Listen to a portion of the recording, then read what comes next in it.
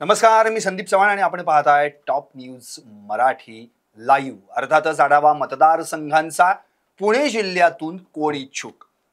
आपण काल पुणे शहराशी रिलेटेड असलेले दोन म्हणजे खडकवासला आणि हडपसर याला धरून पुणे शहरातले जे उरलेले पर्वती, कोथरूड, कसबा, दर पुणे कॅन्टोन्मेंट, शिवाजीनगर, वडगाव शेरी या सगळ्यांशी संदर्भात चर्चा केली. त्या प्रत्येक मतदारसंघात कोण इच्छुक उमेदवार आहेत, तिथली राजकीय समीकरणं काय आहेत ही देखील समजावून घेतली. आणि आज आपण उरलेले 13 मतदारसंघ जे आहेत जिल्ह्यातील प्रत्येक या मतदारसंघामध्ये कोण इच्छुक आहे, तिथली राजकीय समीकरणं काय आहेत हे मी तुमच्याकडून अर्थातच माझ्या सहकारी मित्रांकडून जाणून घेणार आणि तुमच्यापर्यंत ते पोहोचवणार आहे. माझ्यासोबत आहेत संकेत आणि राजरत्न. हे दोघंही इच्छुक उमेदवार नेमके कोण आहेत आणि तिथली राजकीय समीकरणं काय आहेत हे तुमच्यापर्यंत पोहोचवणार आहेत. अर्थातच पहिला जो मतदारसंघ आहे तो आपण खेड आळंदी घेऊयात आणि त्यापासून आपण सुरुवात करू.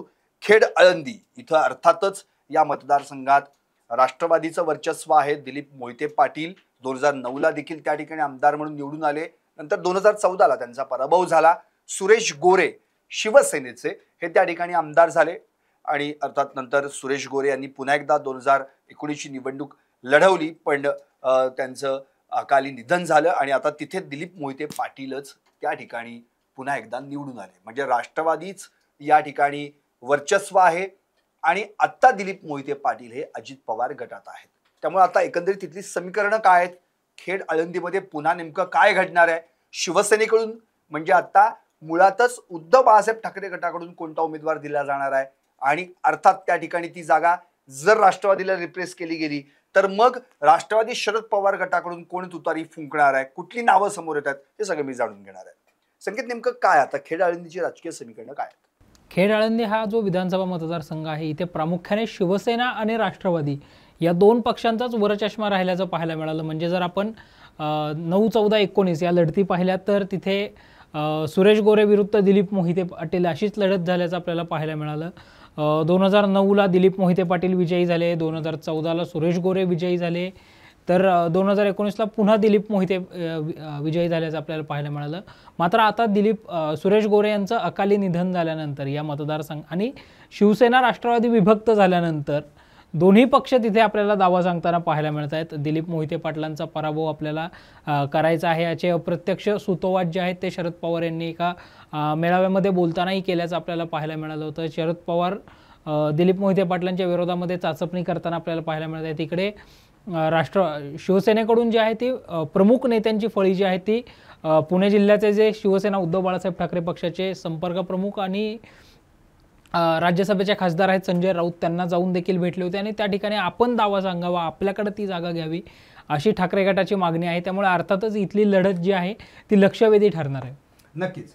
आता राजरत्न, नेमकं या खेड आळंदीमध्ये कोण इच्छुक आहेत, कोणकोणत्या पक्षाकडून कुणाला उमेदवारी हवी आहे, त्यासाठी इथे या ठिकाणी संघर्ष चालू आहे, काय सांगता? सर, प्रामुख्याने या मतदारसंघामध्ये बघितलं तर राष्ट्रवादी विरुद्ध शिवसेना अशीच लढत झालेली आहे आणि सध्या जर पाहिलं तर विद्यमान आमदार जे आहेत दिलीप मोहिते हे अजित पवार गटाकडून इच्छुक आहेत. आता अजित पवार गट हा महायुतीमध्ये असल्यामुळे त्या ठिकाणी जर पाहिलं तर दिलीप मोहिते यांचाच वरचष्मा दिसतोय महायुतीकडून. तर अतुल देशमुख हे शरद पवार गटाकडून इच्छुक आहेत. ज्या प्रकारे शरद पवारांनी सांगितलं आहे कोणत्याही परिस्थितीमध्ये दिलीप मोहिते यांचा आपल्याला खेड आळंदीमधून पराभव करायचा आहे आणि त्याच अनुषंगाने अतुल देशमुख आहेत इच्छुक. सुधीर मुंगसे हे शरद पवार गटाकडून इच्छुक आहेत. त्याचबरोबर रामदास ठाकूर शरद पवार गटाकडून इच्छुक आहेत. उद्धव ठाकरे गटाकडून बाबाजी काळे आणि अमोल पवार हे दोघे इच्छुक आहेत. ओके, यानंतर आपण येणार आहोत जुन्नर मतदारसंघाकडे. अर्थात जुन्नर हा देखील एक महत्त्वाचा मतदारसंघ पुणे जिल्ह्यातला ओळखला जातो. वल्लभ बेनके यांनी त्या ठिकाणी त्यांचा कार्याचा मोठा अवाका होता. अर्थातच जुन्नर म्हटलं की बेनके घराणं समोर येतं आणि आता देखील त्यांचे सुपुत्र म्हणजेच चिरंजीव अतुल बेनके त्या ठिकाणी आमदार आहेत.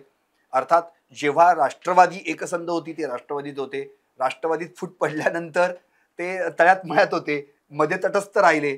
आता मात्र अजित पवारांच्या व्यासपीठावर आपल्याला लोकसभेला पाहायला मिळाले, त्यामुळे ते अजित पवार गटात आहेत असं आता आपण तरी तुर्तास धरू शकतो. कारण काही दिवसांपूर्वीच त्यांनी पुन्हा एकदा शरद पवारांची पण भेट घेतली. त्यामुळे या सगळ्याच गोष्टींमधून जर आपण विचार केला तर त्या ठिकाणी अतुल बेनके आहेत आणि अतुल बेनकेंनी यावेळी शरद सोनवणे यांचा पराभव केला होता. जे शरद सोनवणे शिवसेनेत होते म्हणजे यावेळी, पण त्याच्या आधी जर आपण पाहिलं तर एकदा शरद सोनवणे मनसेचे आमदार देखील बनले होते. त्यामुळे आता या ठिकाणी पुन्हा एकदा काय होणार आहे, कुणाची लढत होईल, हा मोठा एक म्हणजे पेचच निर्माण झालेला आहे. कारण की अतुल बेनकेंच्या विरोधात किती उमेदवार कोण द्यायचा आहे हा देखील प्रश्न पडलेला आहे. आशाताई बुचके देखील या ठिकाणी कदाचित भाजपच्या रिंगणात उतरू शकतात. त्या एकदा शिवसेनेकडून देखील निवडणूक लढलेल्या आहेत. संकेत, काय सांगता येईल, जुन्नरवर कुणाचा वर्चस्व असेल? जुन्नर विधानसभा मतदारसंघामध्ये जर आपण पाहिलं तर 1995 आणि 1999 हा अपवाद वगळता या ठिकाणी या दोन्ही वेळा म्हणजे 95 आणि 99ला शिवसेनेचा आमदार होता. मात्र सर्वाधिक काळ काँग्रेस पक्षाचा आमदार या मतदारसंघामध्ये विजयी झाल्याचं आपल्याला पाहायला मिळतं. आणि आता अतुल बेनके हे या मतदारसंघाचे आमदार आहेत. 2014ला महाराष्ट्रातून महाराष्ट्र नवनिर्माण सेनेचे जे एकमेव आमदार विजयी झाले होते ते शरद सोनवणे याच जुन्नर विधानसभा मतदारसंघामधून विजयी झाले. बरोबर, कारण की 2009ला 13 आले आणि 2014ला ते निवडून आले, तेव्हा एकमेव होते. जसे आता कल्याण ग्रामीणला राजू पाटील एकमेव आहेत, पण आता मात्र शरद सोनवणे जसं संकेतने सांगितलं ते आता शिवसेनेत आहेत. एकंदरीतच त्यामुळे या मतदारसंघावरही सर्वपक्षीय दावा आपल्याला सांगताना पाहायला मिळत आहेत. कारण शिरूर लोकसभा मतदारसंघामध्ये येणारा हा मतदारसंघ आहे. छत्रपती शिवरायांचं जन्मस्थळ असणारा किल्ले शिवनेरी या मतदारसंघावर आहे. त्यामुळे अमोल कोल्हेंचं विशेष लक्ष या मतदारसंघात, अतुल बेनकेंचे ते मित्रही आहेत. त्यामुळे आता नेमकं त्या ठिकाणी काय होणार आहे नक्कीच संकेत पुढे. त्यामुळे या मतदारसंघामध्ये निश्चितच काटेंकी टक्कर जी आहे ती आपल्याला पाहायला मिळते. नक्की नक्की. काय सांगता येईल राजरत्न, या ठिकाणी कोण इच्छुक आहेत? म्हणजे आता ही जर 2 नावं तर फिक्सच आहेत, अतुल बेनके आहेत, शरद सोनवणे आहेतच, पण आणखी काही नावं पुढे आहेत? सर, आपण बघतो की भाजपामधून पाहिलं तर अर्थात अतुल बेनके हे विद्यमान आमदार आहेत अजित पवार गटाकडून, ते इच्छुकच आहेत. शरद सोनवणे जे की आधी मनसेमधून 14ला आमदार होते, त्यानंतर ते 19 मध्ये शिवसेनेत प्रवेश केला आणि त्यानंतर शिवसेनेच्या शरद सोनवणे यांचा अतुल बेनके यांनी पराभव केला. त्यानंतर बदललेल्या राजकीय समीकरणामुळे शरद सोनवणेची मोठी गोची झालेली आहे. अर्थात तर भाजपाकडून आशा बुचके हे इच्छुक आहेत. त्याचबरोबर शरद पवार गटाकडून जिल्हा परिषद उपाध्यक्ष जे राहिलेले शरद लेंडे हे सुद्धा इच्छुक आहेत. त्याचबरोबर मोहित ढमाले हे शरद पवार गटाकडून इच्छुक आहेत. नक्कीच. यापुढे आता आंबेगाव मतदारसंघ. आंबेगाव म्हणजे जर आपण म्हटलं तर हा राष्ट्रवादीचा बालेकिल्ला आहे, कारण की शरद पवारांचे अत्यंत जुने सहकारी दिलीप वळसे पाटील या मतदारसंघातून तब्बल 7 वेळा सलग निवडून आले. आणि त्याच्या आधी जर आपण पाहिलं तर किसनराव बानखेले हे 3 वेळा निवडून आले होते. पण जर आपण पाहिलं 1990 पासून ते आतापर्यंत केवळ दिलीप वळसे पाटील त्या ठिकाणी निवडून आलेले आहेत. आता मात्र जेव्हा राष्ट्रवादी पक्षात फूट पडली तेव्हा हेच दिलीप वळसे पाटील यांनी शरद पवारांची साथ सोडली आणि अजित पवारांसोबत गेले. त्यामुळे आता तिथली राजकीय समीकरणं काय बदलू शकतात का? त्यांना फाईट देण्यासाठी कोण त्या ठिकाणी वेगळी काही समीकरणे निर्माण होऊ शकतात का? संकेतकडे जाणून घेऊया. शरद पवारांनी जी तरुण नेत्यांची मोड बांधली होती त्याच्यामध्ये अर्थातच दिलीप वळसे पाटील यांचा समावेश होता. 1995 मध्ये पहिल्यांदा त्यांना विधानसभेची उमेदवारी जी आहे ती देण्यात आली राष्ट्रवादीच्या स्थापनेपूर्वी. त्यावेळी काँग्रेसकडून दिलीप वळसे पाटील हे आमदार म्हणून पहिल्यांदा विजयी झाले होते. त्यानंतर 99, 2004, 2009, 14, 19 सलग दिलीप वळसे पाटील हे राष्ट्रवादीकडून विजयी होताना पाहायला मिळत आहेत. यावेळी दिलीप वळसे पाटील हे ज्यावेळी अजित पवारांनी वेगळी भूमिका घेतली, अजित पवार हे महायुतीमध्ये सामील झाले, त्यावेळी अजित पवारांनंतर मंत्रिमंडळामध्ये शपथ घेतलेले मंत्री म्हणजे दिलीप वळसे पाटील. आणि दिलीप वळसे पाटलांचं तिकडे जाणं अनेकांच्या पचनी अजूनही पडलं नव्हतं, कारण दिलीप वळसे पाटलांची राजकीय सुरुवातच शरद पवारांचे स्वीय सहाय्यक म्हणून आणि शरद पवारांचे मानसपुत्र म्हणून झाली होती. त्यामुळं या मतदारसंघामध्ये काटेंकी टक्कर आपल्याला पाहायला मिळू शकते. विशेषतः शरद पवारांनी या मतदारसंघामध्ये जे आहे ते आपलं लक्ष दिल्याचं पाहायला मिळतं. एक विश्वासू खंदा शिलेदार जो आहे तो शरद पवार, यावेळी शरद पवारांचा विश्वासू चेहरा जो आहे तो या मतदारसंघामधून शरद पवार उतरवताना आपल्याला पाहायला मिळू शकतो. नक्कीच. काय सांगता येईल आता, म्हणजे थोडक्यात आता त्यांनी एक छोटासा विषय काढला तो फार महत्वाचा आहे. पीए म्हणजे जे पूर्वी स्वीय सहाय्यक म्हणजे पीए, आणि अर्थात ते जेव्हा मुख्यमंत्र्यांचे म्हणजे शरद पवारांचे तर ते पीए होते, शरद पवार मुख्यमंत्री होते. त्यानंतर आणखी एक तसंच आपल्याला रूप आपल्याला 2019च्या विधानसभेत पाहायला मिळालं. देवेंद्र फडणवीस जे मुख्यमंत्री होते त्यांचेच पीए पुढे अभिमन्यू पवार हे आमदार झाल्याचं आपल्याला पाहायला मिळाले. त्यामुळे आता अनेक पीए देखील कदाचित मुख्यमंत्र्यांचे भविष्यात आमदारकीसाठी उभे राहतात अशी शक्यता निर्माण झालेली आहे. राजरत्न, काय सांगता येईल या मतदारसंघामध्ये इथे आंबेगावात कोण कोण इच्छुक आहेत? सर, आंबेगावात अर्थात अजित पवार गटाकडून दिलीप वळसे पाटील इच्छुक आहेत, पण अशी सुद्धा चर्चा आहे की दिलीप वळसे पाटील यावेळी निवडणूक लढवणार नाहीत. त्यांच्या जागी पूर्वा वळसे पाटील यांना अजित पवार गटाकडून उमेदवारी मिळू शकते. त्याचबरोबर शरद पवार गटाकडून देवदत्त निकम यांना उमेदवारी मिळू शकते. आपण पाहिलं तर 7 वेळा दिलीप वळसे पाटील या मतदारसंघातून निवडून आलेले आहेत. त्यामुळे अजित पवार गट विरुद्ध शरद पवार गट अशीच लढत होऊ शकते.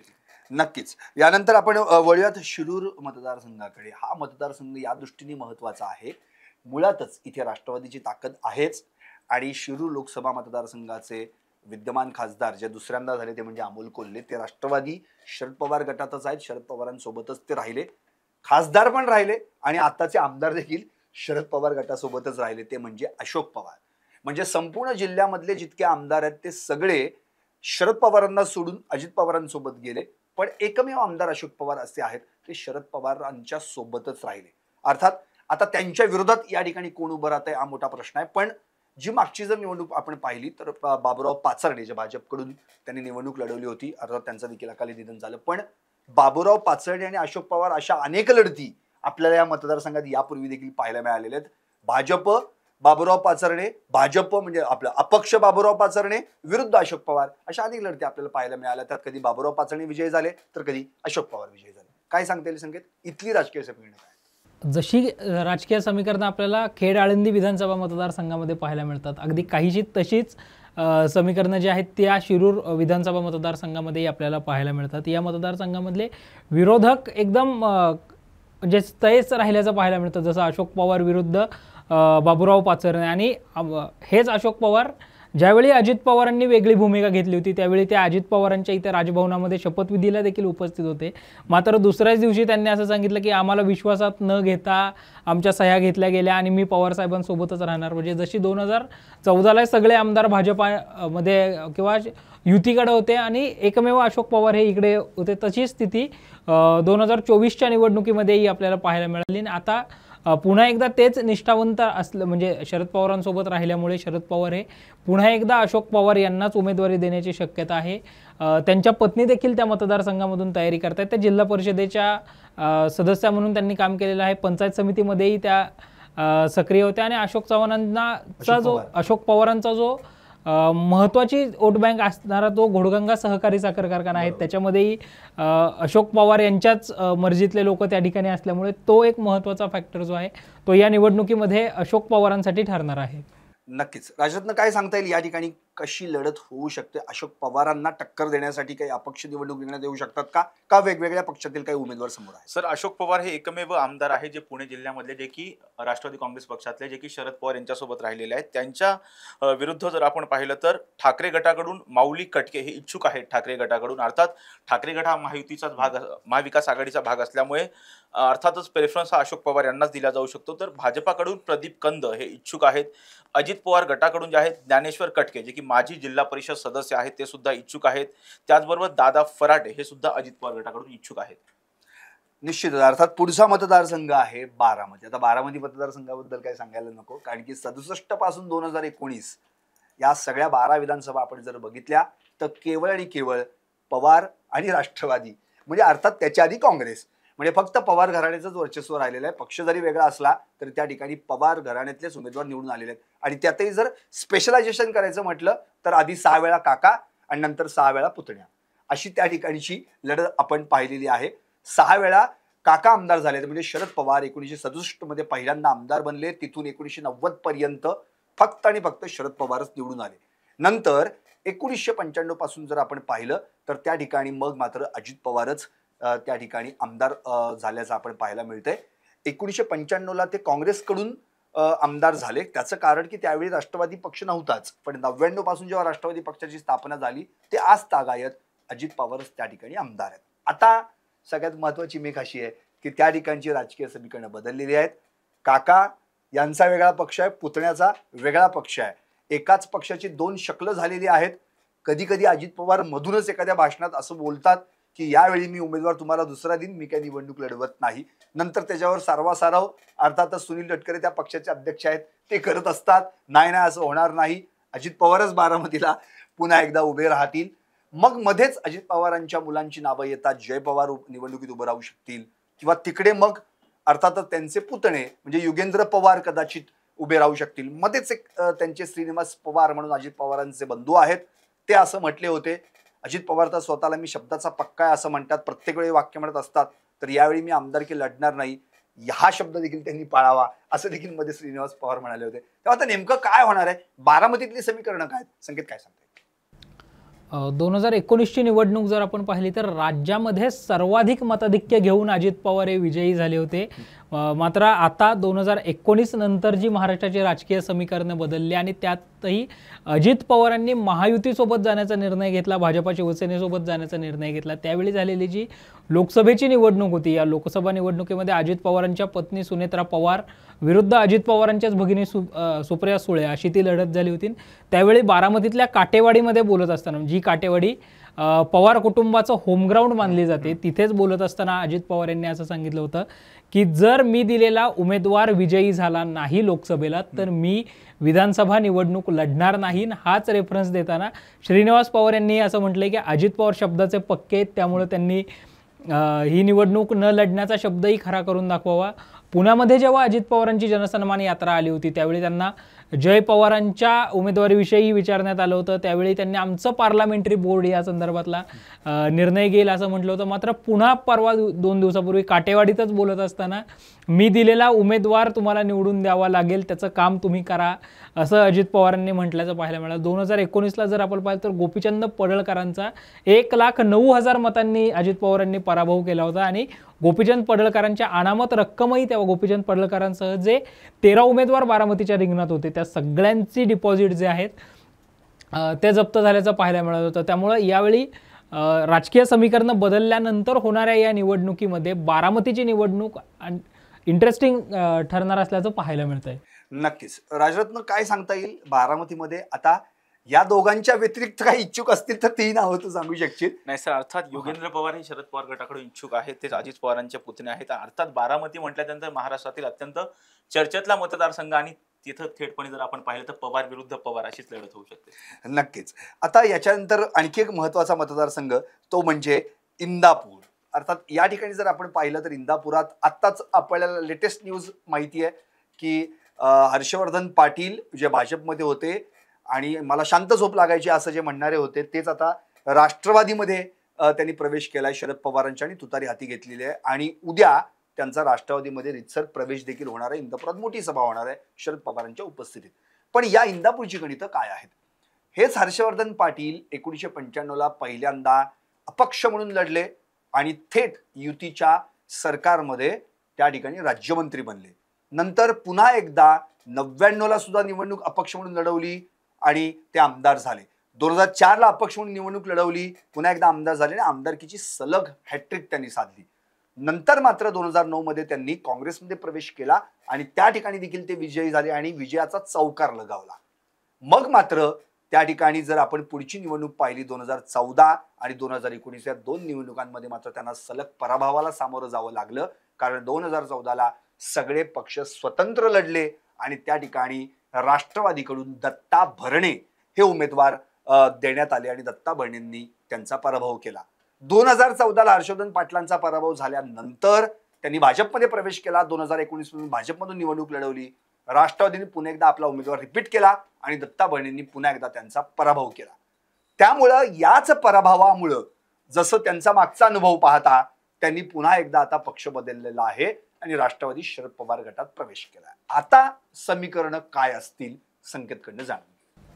इंदापूर विधानसभा मतदारसंघामधून हर्षवर्धन पाटील यांचे काका शहाजीराव पाटील हे देखील 2 टर्म आमदार म्हणून विजयी झाले होते. त्यानंतर काँग्रेसचा एक उमेदवार जो आहे तो या ठिकाणी मतदारसंघातून आमदार म्हणून विजयी झाल्याचं पाहायला मिळालं. त्यानंतर 95 पासून 2009 पर्यंत जर आपण पाहिलं तर सलग हर्षवर्धन पाटीलच विजयी होताना आपल्याला पाहायला मिळाले. राज्यामध्ये अनेक महत्त्वाची खाती हर्षवर्धन पाटील यांनी, सहकार असेल, सांस्कृतिक असेल, अशी अनेक महत्त्वाची खाती हर्षवर्धन पाटील यांनी सांभाळल्याचं पाहायला मिळालं. बारामती लोकसभा मतदारसंघामधला येणारा महत्त्वाचा मतदारसंघ म्हणून इंदापूरकडे पाहिलं जातं. कारण काल आपण बोलताना जसं म्हटलं की खडकवासल्यातून ज्याला लीड मिळतो तो बारामतीचा आमदार होतो. मात्र खडकवासल्यानंतर ज्यांचं लीड काउंट होतं तो मतदारसंघ बारामती नंतरचा इंदापूर विधानसभेचा मतदारसंघ आहे आणि या मतदारसंघामध्ये हर्षवर्धन पाटील विरुद्ध दत्तात्रय भरणे अशी लढत जी 2014ला झाली त्याच्यामध्ये दत्तात्रय भरणे विजयी झाले. 2019ला पुन्हा हर्षवर्धन पाटील भाजपमध्ये गेल्यानंतर दत्तात्रय भरणे हेच विजयी झाल्याचं पाहायला मिळालं. मात्र आता 2024मध्ये ज्यांच्या विरोधात हर्षवर्धन पाटील निवडणूक लढत होते ते दत्तात्रय भरणेच महायुतीमध्ये आल्यामुळं हर्षवर्धन पाटील यांनी वेगळी वाट धरत तुतारी फुंकण्याचा निर्णय घेतला आणि ते उद्या रितसर राष्ट्रवादी काँग्रेस पार्टी शरदचंद्र पवार पक्षामध्ये प्रवेश करताना आपल्याला पाहायला मिळतं. नक्कीच राजरत्न, काय सांगता येईल तुला? तर इथे या ठिकाणी जी लढत होणार आहे तर इथे आणखी कोण इच्छुक आहेत? इंदापुरात या व्यतिरिक्त आणखी काही नावं आहेत का? सर, अर्थात दत्तामामा भरणे जे आहेत ते अजित पवार गटाकडून विद्यमान आमदार आहेत. त्याचबरोबर अजित पवार गटाकडून प्रदीप गारटकर हे इच्छुक आहेत. तर शरद पवार गटाकडून जे अर्थात उद्या राष्ट्रवादी शरद पवार पक्षामध्ये प्रवेश करणार आहेत ते हर्षवर्धन पाटील शरद पवार गटाकडून इच्छुक आहेत. त्याचबरोबर प्रवीण माने हे सुद्धा शरद पवार गटाकडून इच्छुक आहेत. नक्कीच यानंतरचा मतदारसंघ पाहिला तर तो म्हणजे दौंड. दौंड देखील अत्यंत महत्त्वाचा जिल्ह्यातील मतदारसंघ ओळखला जातो. या ठिकाणी कुल घराण्याचं वर्चस्व आहे. आपण जर पाहिलं तर आधी सुभाषराव कुल, नंतर त्यांच्या पत्नी म्हणजे रंजना कुल आणि मग त्यांचे चिरंजीव म्हणजे राहुल कुल हे आता त्या ठिकाणी विद्यमान आमदार आहेत. या ठिकाणी कायम राहुल कुल वर्सेस रमेश थोरात अशाच 1-2-3 लढती आपल्याला मागच्या वेळी पाहायला मिळालेल्या आहेत. 2009 मध्ये हेच राहुल कुल राष्ट्रवादीत होते, तर 2009 मध्ये जे थोरात होते ते अपक्ष लढले होते. रमेश थोरात आणि त्यांचा पराभव झाला होता, ते जिंकले होते. आणि मग मात्र राहुल कुल यांनी राष्ट्रीय समाज पक्षात प्रवेश केला, म्हणजे महादेव जानकर यांच्या पक्षात प्रवेश केला. आणि त्या ठिकाणी जर आपण पाहिलं तर मात्र राहुल कुल विजयी झाले आणि इकडे रमेश थोरात एनसीपी मध्ये गेले. त्यामुळे आता रमेश थोरात राष्ट्रवादीत आहेत, राहुल कुल आत्ता मात्र भाजपमध्ये आहेत. कारण की 2019 मध्ये जर पाहिलं तर ते भाजपमध्ये त्यांनी प्रवेश केला आणि भाजपकडून ते विजयी झाले. आता या ठिकाणची जी समीकरणं आहेत, कदाचित राहुल कुल यांना त्या ठिकाणी टफ फाईट देण्यासाठी जे राष्ट्रवादीचे 2 गट पडलेत त्यातून जर रमेश थोरात सध्याचे आता अजित पवार गटात आहेत त्यातून जर त्यांनी तुतारी फुंकण्याचं ठरवलं तर मात्र ही टफ फाईट होऊ शकते. संकेत, काय सांगायचं? दौंड विधानसभा मतदारसंघावर कुल परिवाराचंच वर्चस्व जे आहे ते सर्वाधिक राहिल्याचं पाहायला मिळालं. 90-95-99ला राहुल कुल यांचे वडील सुभाष कुल हे विजयी झाले होते. 2004ला रंजना कुल ज्या त्यांच्या मातोश्री आहेत त्या विजयी झाल्याचं पाहायला मिळालं. राहुल कुल यांच्या पत्नी कांचन कुल यांनी बारामती लोकसभा मतदारसंघाची निवडणूकही 2019 मध्ये लढवल्याचं पाहायला मिळालं. मात्र आता बदललेली जी राजकीय समीकरणं आहेत आणि राहुल कुल यांच्यावर नामदेव ताकवणे जे दौंडमधले सामाजिक कार्यकर्ते आहेत, माहिती अधिकार कार्यकर्ते आहेत, ते नेहमी आरोप करत असतात की भीमा सहकारी साखर कारखाना जो आहे त्या साखर कारखान्यामध्ये राहुल कुल यांच्या नेतृत्वामध्ये भ्रष्टाचार झालेला आहे. त्यामुळे हा स्थानिक मुद्दा किंवा हा लोकल नॅरेटिव्ह जो आहे तो यंदा राहुल कुल यांना जड जाऊ शकतो असं बोललं जातं आहे. तिकडे रमेश थोरात हे पुन्हा शरद पवारांसोबत येत तुतारी फुंकण्याची तयारी करतायत. त्यामुळं दौंड विधानसभा मतदारसंघाची निवडणूक जी आहे ती विशेष लक्षवेधी ठरणार आहे ग्रामीण लढतीमध्ये. नक्कीच. राजरत्न, काय सांगतील दौंडमध्ये आणखी कोणी इच्छुक आहेत का? सर, दौंडमधून अजित पवार गटाकडून वीर धवल जगदाळे जे आहेत ते इच्छुक आहेत. रमेश थोरात अर्थात अजित पवार गटाकडून इच्छुक आहेत, परंतु सध्या जी परिस्थिती निर्माण झालेली आहे त्यामुळे ते अर्थात शरद पवार गटामध्ये प्रवेश करू शकतात अशी चर्चा आहे. त्याचबरोबर अपक्ष जे आहेत, अपक्ष म्हणून नामदेव ताकवडे हे सुद्धा निवडणूक लढवू शकतात. शरद पवार गटाकडून अप्पासाहेब पवार हे निवडणुकीच्या रिंगणात उतरण्याची शक्यता आहे. त्याचबरोबर भारतीय जनता पक्षाकडून पुणे जिल्हा दक्षिणचे जे जिल्हाध्यक्ष आहेत वासुदेव काळे हे सुद्धा इच्छुक आहेत. नक्कीच. आता पुढचा मतदारसंघ पिंपरी. आपण आता पिंपरी, चिंचवड आणि मावळ म्हणजे हे जे मतदारसंघ आहेत त्या मतदारसंघांकडे जरा लक्ष वेधूयात. पिंपरीमध्ये जर पाहिलं तर आता अण्णा बनसोडे जे राष्ट्रवादी अजित पवार गटाचे विद्यमान आमदार आहेत, सुरुवातीपासूनच ते राष्ट्रवादीशी एकनिष्ठ राहिलेले आहेत. आणि 2009 मध्ये जर आपण पाहिलं तर अण्णा बनसोडे यांनी जी निवडणूक लढवली होती त्यांच्या विरोधामध्ये भाजपचे अमर साबळे यांनी निवडणूक लढवली होती, पण अर्थात त्यांचा पराभव झाला. आता 2014 मध्ये मात्र अण्णा बनसोडे यांचा पराभव झाला आणि त्यावेळी शिवसेनेनं म्हणजे अर्थात वेगवेगळ्या सगळे स्वतंत्र लढले होते. शिवसेने त्या ठिकाणी गौतम चाबुकस्वार यांना उमेदवारी दिली आणि अर्थातच त्यांचा विजय झाला होता. पण 2019 मध्ये मात्र अण्णा बनसोडे पुन्हा एकदा निवडून आले आणि त्यांनी गौतम चाबुकस्वार यांचा पराभव केला. आता मात्र त्या ठिकाणची काय गणित आहेत, त्या ठिकाणी पुन्हा एकदा अण्णा बनसोडेंना राष्ट्रवादीकडून तिकीट मिळणार का? जर अण्णा बनसोडेंना अजित पवार गटाकडून तिकीट मिळालं तर त्या ठिकाणी वर्सेस कोण असणार, भाजप असेल का राष्ट्रवादी शरद पवार गटाकडून त्या ठिकाणी कोणी उमेदवार असेल? संकेत, काय सांगताय? पिंपरी विधानसभेचा जो मतदारसंघ आहे तो SC राखीव विधानसभा मतदारसंघ आहे. या मतदारसंघाकडे नेहमीच म्हणजे लक्षवेधी लढत अशी या मतदारसंघामध्ये होत असते. 2009ला जर आपण पाहिलं तर अण्णा बनसोडेंविरुद्धचे बारामतीमधले स्थानिक असणारे आणि जे राष्ट्रीय स्वयंसेवक संघाच्या कुशीत मुशीत घडलेले कार्यकर्ते म्हणून ज्यांची ओळख होती त्या अमर साबळेंना भाजपनं निवडणुकीच्या रिंगणामध्ये उतरवलं होतं.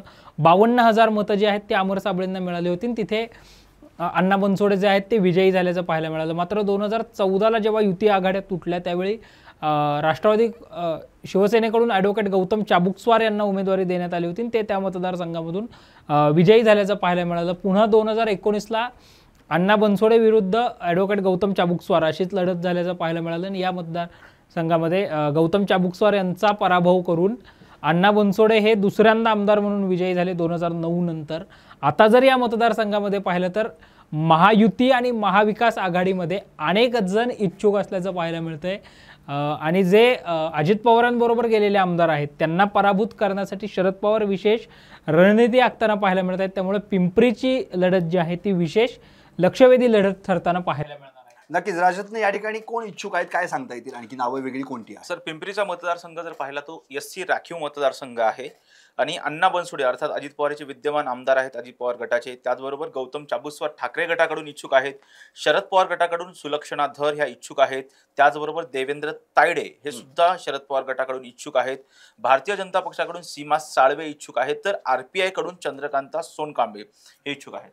नक्कीच. आता पुढचा मतदारसंघ तो म्हणजे चिंचवड. अर्थात हा विधानसभा मतदारसंघ संपूर्ण महाराष्ट्रात जर पाहिलात तर आपण तर सगळ्यात मोठा मतदारसंघ म्हणून त्याचा उल्लेख केला जातो. म्हणजे आपला जर पुणे जिल्ह्याचा जरी विचार केला आपण आणि पुणे कॅन्टोन्मेंट हा सगळ्यात छोटा, पण या चिंचवडमध्ये उद्यम नगरी आणि उद्योगांची नगरी म्हणून ओळखली जाते. तिथे ITNs पण आहेत, कॉस्मोपॉलिटन सिटी आहे आणि या ठिकाणचा उमेदवार हा निश्चितच महापालिकेच्या दृष्टीने अत्यंत महत्त्वाचा ठरतो. आपण जर त्या ठिकाणी पाहिलं तर आत्तापर्यंत तिथे भाजपचं वर्चस्व राहिलेलं आहे. 2009 मध्ये अर्थातच लक्ष्मण जगताप यांनी अपक्ष निवडणूक लढवली होती आणि शिवसेनेकडून त्यावेळी श्रीरंग बारणे होते, ज्यांनी आता लोकसभेवर हॅट्रिक साधली. ते शिवसेनेचे श्रीरंग बारणे त्यावेळी शिवसेनेकडून आमदारकीला लढले होते पण त्यांचा पराभव झाला होता. अर्थात त्याच्या आधी लक्ष्मण जगताप विधान परिषदेवर देखील आमदार होते. 2014ला जर आपण पाहिलं तर 2014ला त्या ठिकाणी जी लढत झाली होती तिथे मात्र समीकरणं बदलली. तिथे जगताप भाजपमध्ये त्यांनी प्रवेश केला आणि त्यांच्या विरोधात शिवसेनेनं राहुल कलाटे यांना निवडणूक रिंगणात उतरवलं. तर राष्ट्रवादीनं पण नाना काटे म्हणजे विठ्ठल उर्फ नाना काटे यांना निवडणूक रिंगणात उतरवलं आणि 2014ला प्रत्येक पक्ष वेगवेगळा लढला होता. तिथं मात्र राहुल कलाटे आणि जगताप यांच्यात फाईट झाली आणि पुन्हा एकदा जगतापांचाच विजय झाला. आणखी जर आपण पुढचा विचार केला तर 2019 मध्ये मात्र पुन्हा एकदा जगताप निवडून आले आणि त्यांनी हॅट्रिक साधली कारण की ते भाजपमध्येच त्यावेळी होते. त्यांच्या विरोधात मात्र त्यावेळी इतर कुठल्याही पक्षाचा उमेदवार महाविकास आघाडीनं न देता राहुल कलाटे जे आहेत म्हणजे कदाचित म्हणजे त्या ठिकाणी नाना काटे यांना उमेदवारी देण्याचा प्रयत्न होईल पण त्या ठिकाणी कोणी लढलं नव्हतं 2014ला अर्थात. पण परिस्थिती अशी झाली की 2019 मध्ये राहुल कलाटे हे अपक्ष उभे राहिले आणि त्यांचा यावेळी देखील पराभव झाला. 2023ला म्हणजे लक्ष्मण जगताप यांचं जेव्हा निधन झालं तेव्हा पोटनिवडणूक लागली आणि या पोटनिवडणुकीत मात्र अश्विनी जगताप विजयी झाल्या. त्यावेळी त्यांच्या विरोधात नाना काटे यांना राष्ट्रवादीकडून म्हणजे महाविकास आघाडीकडून उमेदवारी देण्यात आली पण अर्थातच त्या ठिकाणी राहुल कलाटे यांनी बंडखोरी केली आणि ते अपक्ष उभे राहिले आणि त्यामुळे त्या ठिकाणी अश्विनी जगताप यांचा विजय झाला. आत्ता नेमकी परिस्थिती काय? आत्ता चिंचवडमध्ये संकेत काय तुला असं सांगता येईल का बाबा त्या ठिकाणी घराडीशाही आहे किंवा अँटी इन्कम्बन्सी जगताप यांच्या विरोधात आहे किंवा आणखी कुठला एखादा नवीन फॅक्टर त्या ठिकाणी निर्माण होऊ शकतो का?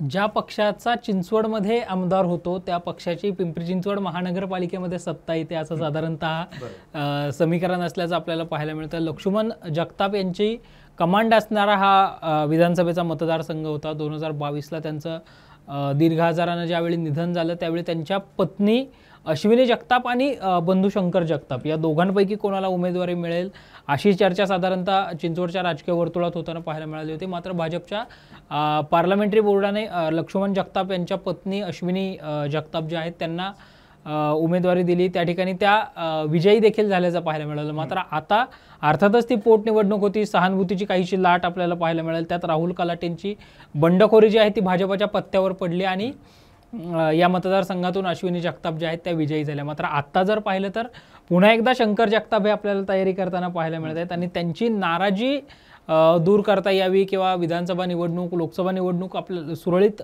लढता यावी यासाठी भाजपानं महेश लांडगेंकडून भाजपाचं पिंपरी चिंचवड शहर जिल्हाध्यक्ष पद काढून ते शंकर जगताप यांच्याकडे दिलेलं आहे. मात्र सातत्याने काही दिवसांपासून अशा चर्चा येत होत्या की अश्विनी जगताप एकतर तुतारीच्या वाटेवर जातील किंवा शंकर जगताप हे वेगळा विचार करून ते निवडणुकीच्या रिंगणामध्ये उतरताना पाहायला मिळतील. मात्र अश्विनी जगताप यांनीच स्पष्ट केलेलं आहे की जर माझ्या पक्षानं सांगितलं तर शंकर जगताप यांच्यासाठी आम्ही काम करू, त्यांना विजयी करण्यासाठी प्रयत्न करू. म्हणजे एक प्रकारे कुठेतरी गृहकलह जो आहे तो या मतदारसंघामध्ये आपल्याला पाहायला मिळतोय.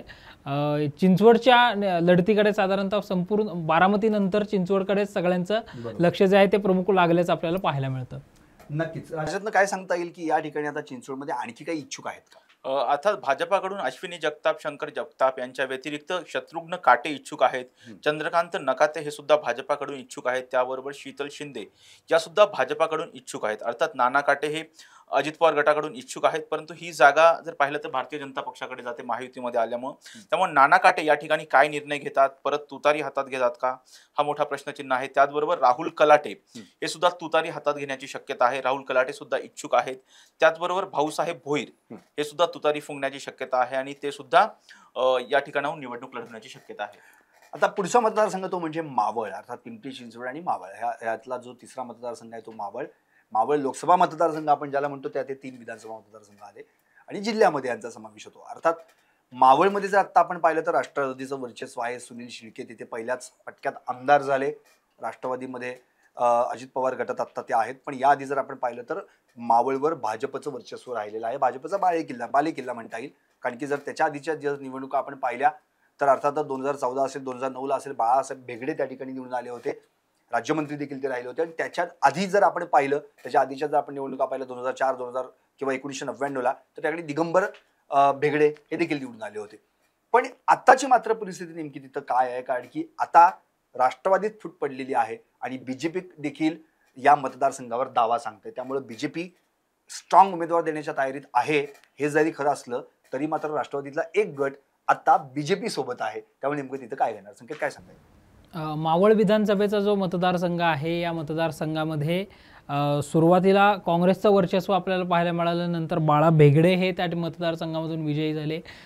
2019च्या निवडणुकीपूर्वी साधारणतः 2.5 महिने अगोदर जो मंत्रिमंडळाचा विस्तार झाला त्याच्यामध्ये त्यांच्याकडे राज्यमंत्रीपदाची जबाबदारी जी आहे ती सोपवण्यात आली होती. मात्र या मतदारसंघामध्ये सुनील शेळके हे विजयी झाल्याचं पाहायला मिळालं, जे भाजपातून राष्ट्रवादीमध्ये गेले होते. अजित पवारांनी एका कार्यक्रमामध्येही सांगितलं होतं की सुनीलला मी हेरलं होतं उमेदवारी देण्यासाठी आणि त्यांचा आमच्याकडे प्रवेश होण्याआधीच मी पार्लमेंटरी बोर्डाला सांगून त्यांची उमेदवारी जी आहे ती देखील निश्चित केल्याचं पाहायला मिळालं. मात्र आता हे सुनील शेळके महायुतीसोबत आल्यामुळे बाळा भेगडेंची काहीशी अडचण झाल्याचं पाहायला मिळालं. त्यामुळं एका जाहीर मेळाव्यामध्ये बोलताना जर आपल्याला पक्षाने उमेदवारी दिली नाही तर लोकसभेमध्ये ज्याप्रमाणे सांगली पॅटर्नने विशाल पाटलांचा विजय सुखकर केला, तो सांगली पॅटर्न आपल्याला इथे राबवावं लागेल. म्हणजे एक प्रकारे अपक्ष लढण्याची तयारी ही बाळा भेगडे यांनी केल्याचं पाहायला मिळतंय. तर दिगंबर भेगडे यांचे जे पुत्र आहेत रवींद्र भेगडे, ज्यांच्याकडे भाजपने आता निवडणूक प्रचार प्रमुख पदाची जबाबदारी सोपवली आहे, ते रवींद्र भेगडेही या मतदारसंघामधून तयारी करताना आपल्याला पाहायला मिळतंय. नक्कीच. काय सांगते राज्यातनं आणखी कोण आहेत की इथून निवडणूक लढवण्यास इच्छुक आहेत? सर, त्याचबरोबर बापू भेगडे हे अजित पवार गटाकडून इच्छुक आहेत सुनील शेळके यांच्या व्यतिरिक्त. त्याचबरोबर संतोष भेगडे हे सुद्धा अजित पवार गटाकडून इच्छुक आहेत. ते विद्यमान शहर अध्यक्ष आहेत मावळचे, ते सुद्धा इच्छुक आहेत. त्याचबरोबर रवींद्र भेगडे भाजपाकडून इच्छुक आहेत. बाळा भेगडे अर्थात माजी राज्यमंत्री होते, ते सुद्धा इच्छुक आहेत. त्याचबरोबर ठाकरे गटाकडून ज्यांनी मावळची लोकसभा निवडणूक लढवली होती ते संजोग वाखेरे हे ठाकरे गटाकडून इच्छुक आहेत. नक्कीच. आता यानंतर आपण भोरकडे वळणार आहोत. भोर म्हटलं की हा बालेकिल्ला आहे तो काँग्रेसचा. वडील 6 वेळा आणि चिरंजीव 3 वेळा, म्हणजे थोपटे घराणं या ठिकाणी कायम आपलं दंड थोपटून उभे असतात आणि 6 वेळा अनंतराव थोपटे या ठिकाणी आमदार झाले. अर्थात त्यांनी मंत्रिपद देखील भूषवली. त्याच्यानंतर जर आपण पाहिलं तर या ठिकाणी संग्राम थोपटे सलग 3 वेळा त्यांनी हॅट्रिक या ठिकाणी साधलेली आहे. 2009, 2014, 2019. आता त्या ठिकाणी जर आपण पाहिलं तर शिवसेना आणि वर्सेस काँग्रेस अशीच लढत आपल्याला या पट्ट्यात पाहायला मिळालेली आहे. शिवसेनेकडून 2 वेळा कुलदीप कोंडे उभे राहिले होते 14 आणि 19ला, तर 2009 मध्ये शरद ढमाले यांनी देखील निवडणूक लढवली होती. संकेत, आत्ता तिथले काही संकेत आहेत, काय सांगता येतील तुला? भोर विधानसभेचा मतदारसंघ जर पाहिला तर 1975 आणि 1999चा अपवाद वगळला तर 1972 पासून 2004 पर्यंत अनंतराव थोपटे हे सलग आमदार म्हणून विजयी होताना आपल्याला पाहायला मिळालं. असं सांगितलं जातं की 1999 मध्ये मुख्यमंत्री पदासाठी अनंतराव थोपटे यांचं नाव जे आहे ते चर्चेमध्ये होतं. मात्र काशीनाथ खुटवड हे त्या ठिकाणी निवडून आले आणि त्यांचा मुख्यमंत्री पदाचा संधी जी आहे ती हुकल्याचं आपल्याला पाहायला मिळालं. त्यानंतर 4, 9, 14 आणि 19 या निवडणुकांमध्ये आपल्याला संग्राम थोपटे हे 9, 14 आणि 19 या 3 टर्ममध्ये संग्राम थोपटे हे आपल्याला विजयी झाल्याचं या मतदारसंघामध्ये पाहायला मिळालं. विस्तीर्ण असा मतदारसंघ आहे, भौगोलिकदृष्ट्याही मोठा मतदारसंघ आहे, डोंगररांगा अनेक आहेत.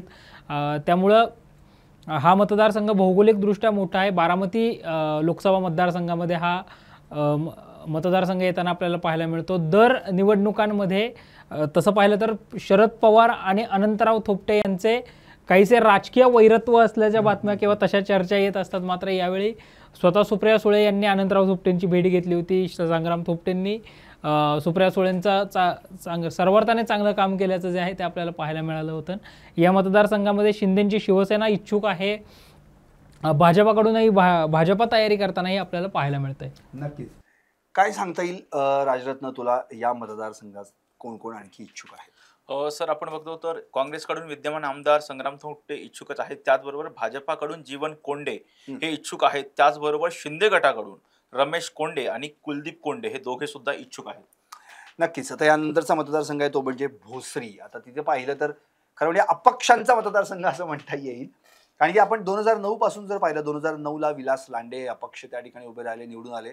शिवसेनेच्या सुलभाताई उबाळे यांनी त्यानंतर तेव्हा देखील निवडणूक लढवली पण त्यांचा पराभव झाला. 2014ला देखील त्या उभ्या राहिल्या, त्यावेळी पण त्यांचा पराभव झाला. पण यावेळी जर आपण 2014चं त्या ठिकाणचं गणित बघितलं तर तिथे महेश लांडगे अपक्ष म्हणून उभे राहिले होते आणि विलास लांडे राष्ट्रवादीकडून उभे राहिले होते. पण त्या ठिकाणी जिंकून आले ते म्हणजे अर्थातच महेश लांडगे. आणि आता हेच महेश लांडगे 2019ला पुन्हा एकदा आमदार बनले पण भाजपकडून, आणि यावेळी परत विलास लांडे अपक्ष म्हणून उभे राहिले. त्यामुळे अपक्ष पक्ष पक्ष अपक्ष असा हा खेळ इथं चालू राहतो. आता तिथली समीकरणं काय आहेत? कारण की आता मुळातच महेश लांडगे हे भाजपचं आता तिथे मोठं एक वर्चस्व असलेलं नाव आहे. भाजपने त्यांना मोठं त्या ठिकाणी सपोर्ट पण दिलेला आहे, बॅकिंग दिलेलं आहे. आणि विलास लांडे देखील त्या ठिकाणी मोठी तयारी करतायत. पुन्हा एकदा सुलभा उबाळे निवडणूक रिंगणात उतरण्याच्या तयारीत आहेत. त्यामुळे संकेत त्या ठिकाणी काय सांगता येईल? भोसरी विधानसभा मतदारसंघामध्ये नेहमीच अपक्षांचं पारडं जड राहिल्याचं आपल्याला पाहायला मिळालं. अगदी विलास लांडे असतील किंवा स्वतः महेश लांडगे असतील.